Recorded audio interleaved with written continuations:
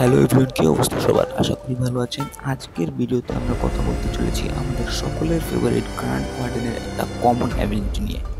I hope আপনারা guess করতে পারছেন যে অ্যাবিলিটিটা কি। হ্যাঁ, আমরা কথা বলতে চলেছি আমরা গ্র্যান্ড ওয়ার্ডেনের ইথারনাল টোম নিয়ে।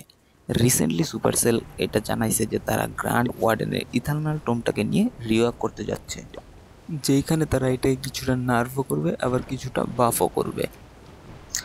আমরা যদি দেখি আমাদের ইটারনাল টোমের অ্যাবিলিটি ডিউরেশন টাইমটা ছিল 8 সেকেন্ড, এইটাকে বাড়িয়ে 8.2 সেকেন্ড করা হবে।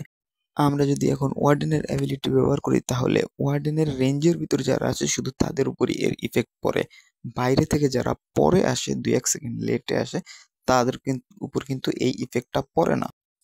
কিন্তু আপডেটের পর যদি কোনো ট্রুপস একটু লেটে ওয়ার্ডেনের এই রেঞ্জের ভিতর আসে তাহলে কিন্তু তার উপর এই ওয়ার্ডেনের ইফেক্ট পড়বে।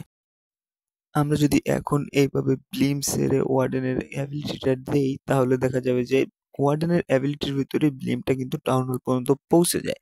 কিন্তু আপডেটের পর আমরা যখন ওয়ার্ডেনের অ্যাবিলিটি দেব তখন যখন ওই ওয়ার্ডেনের রেঞ্জ থেকে বেরোনোর 1 সেকেন্ড পর্যন্ত শুধুমাত্র ব্লিমের উপর এই ওয়ার্ডেনের অ্যাবিলিটির ইফেক্টটা থাকবে।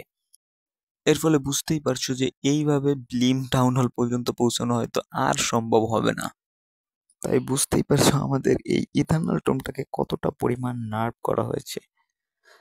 তো আজকের মতো এই পর্যন্তই, দেখা হবে নেক্সট ভিডিওতে। ততক্ষণ পর্যন্ত সাবস্ক্রাইব করে পাশেই থাকো। বাই।